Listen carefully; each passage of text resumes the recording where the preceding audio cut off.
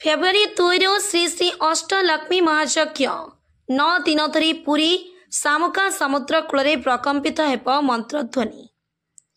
ओडिशार विभिन्न स्थानरू जोगदेवे 151 पंडित राज्यवासी सुख शांति समृद्धि परिवेश और वायुमंडल शुद्धिकरण निमंते ओडिशा प्रथम थर विशाल महायज्ञ यज्ञ समाज मंगल और वायुमंडल शुद्धिकरण पर एक मार्ग अटे। मन को शुद्ध और पवित्र करने सह भगवान जोड़ी हेबार यज्ञ एक दिग अटे।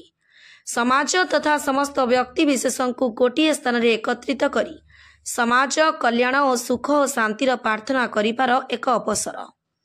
यही परिप्रेक्षी में एक सुस्थ स्वच्छ परिवेश भितर हजार हजार लोकों को एकाठी कर राज्यर शांति समृद्धि परिवेश कल्याणार्थे तथा वायुमंडल शुद्धिकरण निमंते यही श्री श्री अष्टलक्ष्मी महायज्ञ आयोजन करा जाउछि। प्रथम थर पई ओडिसा रे एभली एक विशाल यज्ञर आयोजन करा जाउछि। पूजानन यज्ञ फाउंडेशन एवं परिवर्तन ओडिशा तथा श्री जगन्नाथ प्रेमी भक्त वृंदों पक्षर फेब्रुआरी 2 तारिख रविवार श्री पंचमी ठारू 10 तारिख सोमवार माघ शुक्ल त्रयोदशी पर्यंत यह महायज्ञ पुरी ब्रह्मगिरी रास्ता गिरल छक निकटस्थ शामुका प्रकल्प पाखरे अनुष्ठित हेब। ओडिशार विभिन्न स्थानरू 151 जन वैदिक ब्राह्मण जोगदेवे। वेद ध्वनिर पुरी उठिब समग्र परिवेश। पाखापाखि 16 एकर स्थान में महायज्ञ आयोजित होछि। समुद्र कूलर सुस्थ वातावरण सह छोट छोट कुड़िया ओडिशार कला संस्कृति को रुद्धिमंत कलाफली परिवेश भितर यह विशाल यज्ञ अनुष्ठित हेब। यज्ञ विभिन्न स्थानरू पंडित माने जोग देउथिबारु ता समग्र विश्व को एक नियारा वार्ता प्रदान करिब। हजार हजार श्रद्धालु प्रत्यह यह यज्ञ अनुष्ठान रे जोग देवार संभावना रही।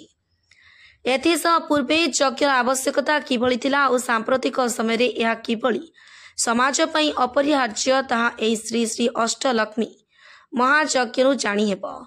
यज्ञस्थल परिवेश विज्ञानी उपस्थित रही सेमानकर यांत्रिक सामग्रीर उपयोग करी यंत्र द्वारा परिवेश किपरि प्रदूषण मुक्त होछि ता उदाहरण प्रस्तुत करने सह जनसाधारण को सचेतनतार वार्ता प्रदान करिबे। माँ लक्ष्मी आशीर्वाद प्राप्ति निमंते श्री श्री अष्टलक्ष्मी महायज्ञ महालक्ष्मी 8टी स्वरूप यथा गजलक्ष्मी आदिलक्ष्मी विजयालक्ष्मी धनलक्ष्मी वीरालक्ष्मी विद्यालक्ष्मी संतान लक्ष्मी पूजा करा जिवो। एक संतुलित जीवन शैली गढ़िबारे यह महायज्ञर विशेषत्व रही। ओडिशावासी सुख शांति समृद्धि नहीं प्रार्थना करने सह यज्ञ समस्त शुद्ध और प्राकृतिक पदार्थर व्यवहार एवं पूजार शुद्धता गुणवत्ता को पुणी थे समस्त पाखे पहुंचाइबा यज्ञर मूल लक्ष्य। महायज्ञ में 25टी यज्ञ कुंड रहिबो जोटी पंडित माने आध्यात्मिक मानसिक भावावेग सह उपस्थित लोकों को जोड़िबा पई प्राय 12 लाख रु अधिक मंत्र पढ़िबे।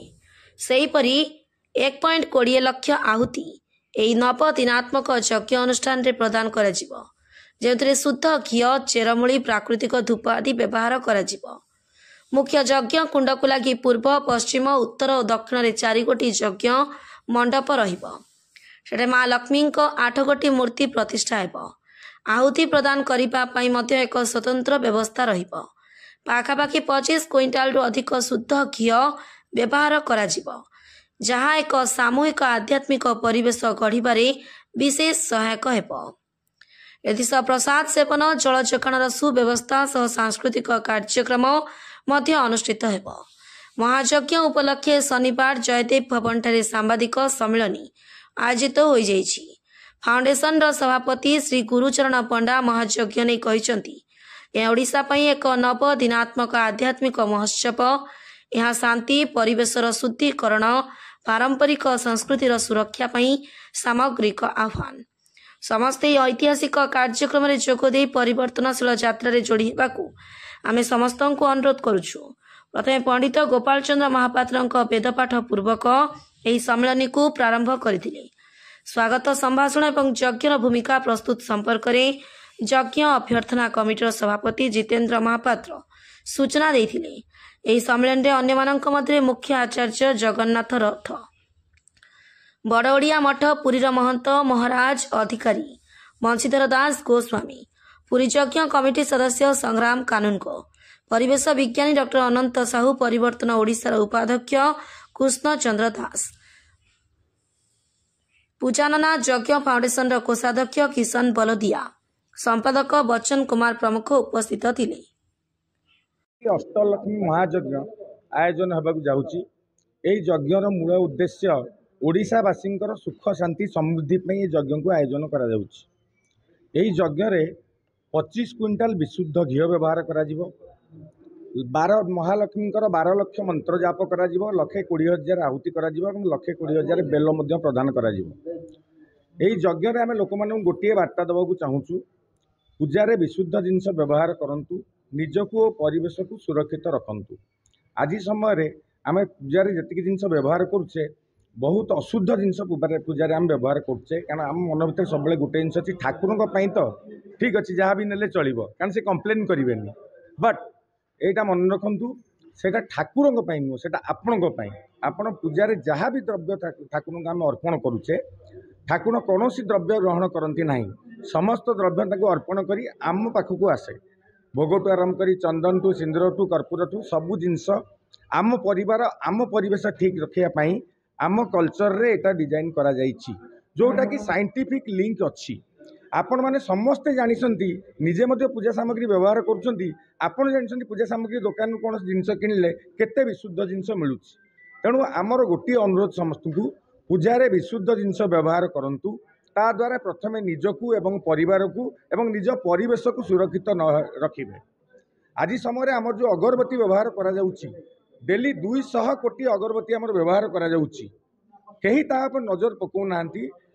बहुत गुडे माने डेंजरियस केमिकल रे सेटा डिपिंग करा होछि, सेटा डायरेक्ट टू एयर जाउछि।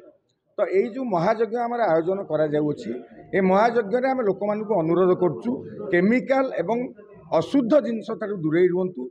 पर्टिकुलर पूजारे ठाकुरों पाई नुह मो पाई भाभी किणंतु, ताहले पूजारे जेबे हब श्रद्धा और शुद्धतार मिलन सेबे हम निजर और परिवेशर कल्याण। से सब जिन आम 5 वर्ष आनी कलेक्शन करुँ। 2018 मसीह आम घरे घरे देसी गाईर घी कलेक्शन करुँ। 15 ରୁ 18 क्विंटाल घी आमर कलेक्शन होती ओडिशार समस्त डिस्ट्रिक्ट रू। से समस्त घी आम पाखु पुरी आसी पहुँचब, ता दे नेम भी लिखाई एवं ए यज्ञर प्रस्तुति आम 2018 मसीह आरंभ करूँ एवं आम समस्त द्रव्य कलेक्शन कर सारी यज्ञ। या वायु प्रदूषण वायु शुद्ध हम यज्ञ करने द्वारा वायु शुद्ध हुए। जदि प्योरेस्ट घी एवं तार ओरिजिनाल काठर जो यज्ञ करा जाए, तार जो धुआं ऊपर को जाए से वायुमंडल को बहुत क्लीयर करे। आप शास्त्र रे अच्छी साइंस रे भी अच्छी सबुठी पाई परिबे। यज्ञ अनुष्ठान होगा जाऊँगी विभिन्न महाप्रभु कृपार यार मुख्य आचार्य हबार सौभाग्य मत प्राप्ति होती। आज्ञा मो घरटा हूँ गोटे कर्मकांड जो आपंकर पारंपरिक यज्ञ कर्मकांड हूँ मोर परंपरा। परंपरा भितर मो माने बाप गोस्वामी से यज्ञ कर आज पर्यटन भगवान द्वारा मुझे पर्यटन आसी। मोर पढ़ला समय गोटे अच्छी आमर गोटे विभिन्न अग्निपुराण मनुस्मृति सब अच्छी। अग्नो प्रास्ताहुति सम्यक आदित्यामुपतिष्ठते आदित्याद जायते वृष्टि ततरन्न तत प्रजा। जे आमे अग्नि शुद्ध भाव जो आहुति दौचे सी तार गोटे परिवर्तन विवर्तन होगी से सूर्य पर्यंत जाऊँगी कि सूर्य किरण पर्यंत जाऊँगी से लगा कि आम शास्त्र सूर्य पर्यंत जाऊँगी आठ आपणकर बर्तमान को तार परिवर्तन ही से वृष्टि रूप में फेर आसिक पृथ्वी में पड़ुची। से पृथ्वी जो पड़ला भल वर्ष है भल शस्य हम ताको आम खाइले प्रजा भल बढ़िले शास्त्र आम विभिन्न अच्छी। किंतु मो अनुभव भितर मो पिला बेल कथा कहबी धरनी तो मोर 20-22 वर्ष कर्मकांड ये भितर मुझे नुआ नुआ कर्मकांड पशिली से एत यज्ञ होना। बर्तमान 20 वर्ष में बहुत यज्ञ बढ़ी जाइए, किंतु संभवतः से जो बर्तमान को आप 20-25 वर्ष पର୍ଯ୍यंत जहाँ सामाजिक स्थिति थिला आज सामाजिक स्थिति बहुत परिवर्तन आसी। मुझे चिंता कली एत यज्ञ हो प्रतिष्ठा हो तो सब हो किंतु कहीं आम कहीं विगत दिनर शांति मैत्री कहीं से अवक्षय हो।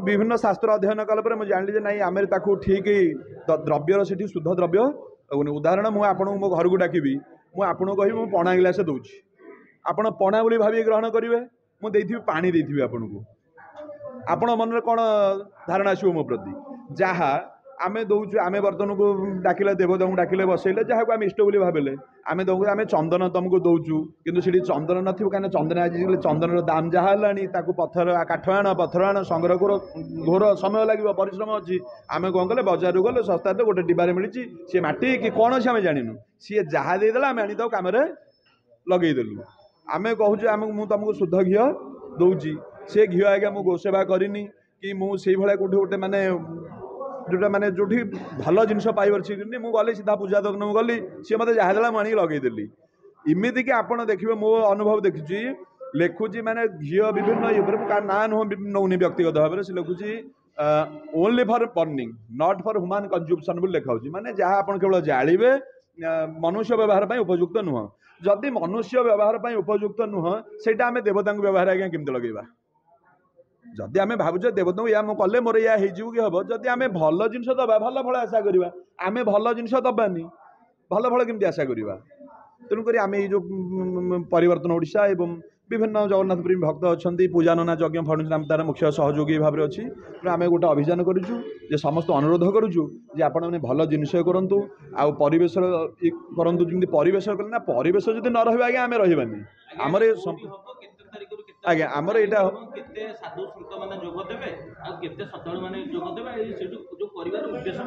आज्ञा आज्ञा आमर बर्तमान यहाँ आपंकर फेब्रुआरी 2 रु फेब्रुआरी 10 तारीख पर्यटन चलो फेब्रुआरी 2 रे आमर हूँ अधिवास हे 2-3 जलयात्रा हे ओडिशा एवं विभिन्न साधु सन्त आसी पहुँचे आम तो निमंत्रण केते साधु सन्त आसवे तथापि आम आशा रखु गोटे 108 साधु सन्त आसवे से बर्तमान को तिल सप्तमी हूँ जोटा फेब्रुआरी 4 तारीख से दिन यज्ञर ये हम आप यज्ञ अधिवास 2 तारीख हो जाइए श्री पंचम ठू यज्ञ आरंभ हम 4 तारीख 10 तारीख तार पूर्णाहुति हम एवं आम या द्वारा आमर जो कर्मकांड क्षेत्र हो आप परिवेश जो युवा बंधु मैंने अच्छे से आम अपील करुचु से आसी कहीं आमर देखूँ ब्यूरो रिपोर्ट IJP न्यूज।